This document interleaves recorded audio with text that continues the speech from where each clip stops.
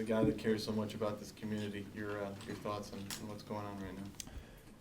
It's pretty sad, and disheartening to think that, this is going on right here in Charlotte. Knowing how great of a city Charlotte is, knowing that, me and my wife decided to make the decision to live in Charlotte because of the low crime rate, and, we thought it, or we know, not thought, we know that it would be a great place to raise our family.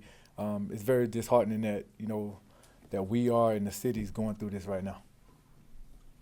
Any concerns about the game being held here on Sunday? No, I don't really have any concerns about the game being held here. It's been some protests going on, and you look at the news and you see the rioting and stuff that's going on. But I stand here right now and just for anybody that's out there listening to me right now, I just hope people realize that that's not the answer. A lot of people are upset about what's going on, and rightfully so. There's a lot of video footage that's going around, and it's not just about Charlotte right now. I think people need to realize that it's about what's going on across this country, and what's going on right now right here in Charlotte is not the way to solve this problem. When you go out, you loot, and you riot, you stand a chance of more people getting injured, more people getting hurt, civilians and police lives, innocent police lives. And it's just not the way of going about things. But on the other side, there's also a problem in this country, too, don't you think? No question. I absolutely agree that there is a problem going on in this country. But like I just said, that what's going on right now is not the way to fix the problem. And, so much is being put on us as athletes and other entertainers to fix the problem that's going on right now. It's not something that we can get out and voice and share our opinion about that's going to fix this problem. It's something that's going to have to start at the top. It's going to have to be something that's going to be done from a judicial standpoint, from a standpoint of someone stepping in and saying, hey, we have an issue. We need to come together and address this issue. It's not going to be the police just fixing what's going on internally. It's not going to be people rioting and protesting that's going to fix the issue that's going on right now. And I think people have to realize that it's very sensitive with everything that's going on. You have the shooting in Tulsa that happened, and you have the shooting right here in Charlotte that happened. And people are looking at these situations, and we have to understand that not all situations are the same. We get emotional in our involvement with certain things. And, for me as an African-American male to see this stuff going on is very disheartening because, one of the things that I had to do yesterday as a parent, I had to go home and talk to my boys who've watched the news and seen what's going on and explain to them that not all cops are bad cops. Just like cops have to realize that not all African-American males are hoodlums or guys that are going out there deliberately getting in trouble and doing things. And, I stand before you guys and I'm talking about this and I'm trying to explain it to my kids to understand that, police are here to protect and serve us. And at the same time, someone has to be held accountable for what's going on. And it's above and beyond our scale as athletes and what we can do. But one thing I focus on is trying to promote change within, and that's why we do the work that we do with the youth and, try to catch them at the age that they're at. And I think it starts right there. And for us as athletes, what we can do, we can get out in our community. We can connect with not only the people that we serve and the people that we work with in the community, but we can connect with the police officers and really try to bridge the gap and, just try to create an ongoing relationship to help promote change. Said yesterday that it wasn't necessarily fair for you guys to be the spokespeople of the city as NFL players, but what do you see as your role in this, in that you have a platform, but you're not necessarily asking to be that type of voice? It is in a sense unfair, but at the same time, our voices speak loud, especially within our own communities. And it's important for us right now at this time with everything that's going on in Charlotte in our community. it's important for us to deliver the message that this is not the way. We understand that, there are a lot of people struggling with what's going on, and like I said, I'm one of the people that struggle with it, but at the same time, I understand that there's a different way of going about it and getting the message out. There's a different way of letting people know that you're hurting, that, you're fed up, that you're tired of what's going on. It's important for us to do it the right way, and that's by coming together. We have to come together in a peaceful way. When you go out and when you do the things that I saw on TV last night, it's not going to change anything. It's just going to make the situation worse. It's going to make, like I said earlier, it's going to make innocent people end up getting hurt. Innocent people that are out protesting. You have some people that are out protesting quietly, doing it the right way. And then when you mix everybody in together, you can't determine who's doing it the right way versus who's not doing it the right way. Just like the same situation with the police officers. You can't tell if it's a good cop or if it's a cop that has a different agenda. And I think moving forward, it's going to have to be a situation where, the police officers and the citizens start to come together to, like I said, bridge this gap, because there is a gap. It's obvious that there is a lot going on, and it's not just here in Charlotte. It's happening all around the country, and I think it needs to be addressed by someone higher than us as professional athletes. You're a big Charlotte Hornets fan, and I know you know Michael Jordan, so you were talking about the images last night. What did you think when you realized that the Hornets team store was one of the places that had been hit? I mean, that was a part of the disappointment. That was a part of doing it the wrong way.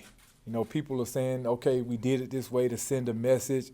The only message you're sending in doing that is that we're gonna go out and we're gonna be violent. We're gonna be hoodlums. We're gonna go ahead and conform to the image that people already are starting to believe about us. And as an African American male, we can't allow that to happen, because that's not who we are. That's not what we're about. And I know that everybody that was out protesting and doing those things were not African Americans, but from the grand scheme of things, when people think about a protest and they're thinking about people coming together for this, that's who they're going to look at. Those are the people that are going to be picked out, right, wrong, or indifferent. Those are the people that's going to be looked upon as part of the problem. And I know that there's other ways that we can voice our opinions without doing it that way. Thomas, David asked if you're concerned about playing Sunday, but when you look at what's happening and the fact that there's a state of emergency, National Guard's here, I mean, do you feel like this game, should this game be played Sunday? This game absolutely should be played Sunday. And the way I look at football, I look at football as a way of bringing people together. It's a tough time right now in our community, in our city, and we need something that's going to bring people together with all that's going on right now. And if you look at the way the South is and the way the game of football is, it has a unique way of bringing people together. If you look at the makeup of our football team, so many different races come together, and we have so many different fans around this state, around the state of South Carolina as well. I feel like that's a way to bring people together. And if you take this game away, I think that's just going to, continue to add to the stress and continue to add to what's already going on in a negative way. So it's important for us to start making this change today, where people start coming together, doing things the right way, doing it in a peaceful way, so that we can change this whole thing around. Because the only thing that's going to happen if people continue to riot, continue to go in and break into stores and loot stuff, is just going to continue to get people hurt that don't deserve to be hurt. You mentioned talking to your boys and what a challenge that was for you as a dad. Was part of that conversation how they should and can interact with police in this No country? question. I talk to them about that all the time, and it gets tougher and tougher each time a situation happens, because you tell them to listen to the police, and if the police are talking to you, you put your hands up. Well, now you see someone putting their hands up, what seems to be cooperating with the police officer in Tulsa, and still end up getting shot. I caution my boys when I talk to them to understand that, if you're asked to stop, stop. if you are asked to do something from a police officer, not only from a police officer, from any authority figure, it could be a teacher, it could be a different parent that I allow you to go to the house, you need to listen. You need to respect adults. And that's what I'm teaching my kids.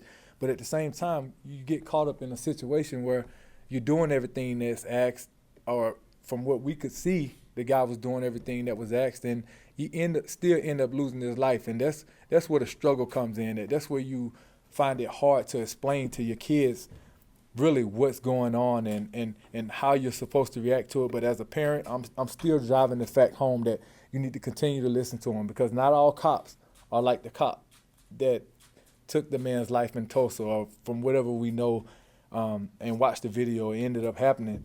So you have to understand, listen, do what's asked of you,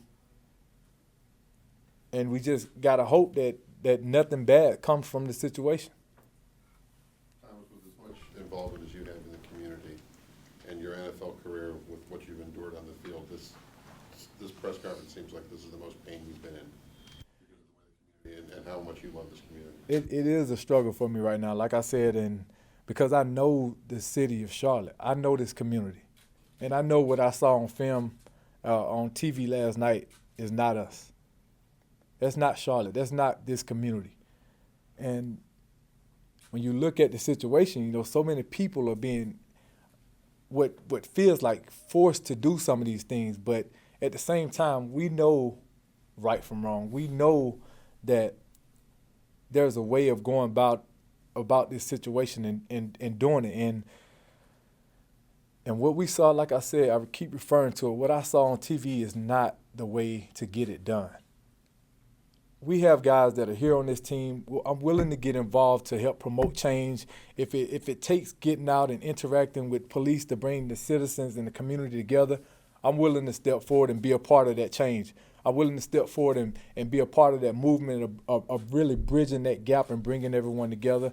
I spend time working in the community now. I'll spend time to do that as well.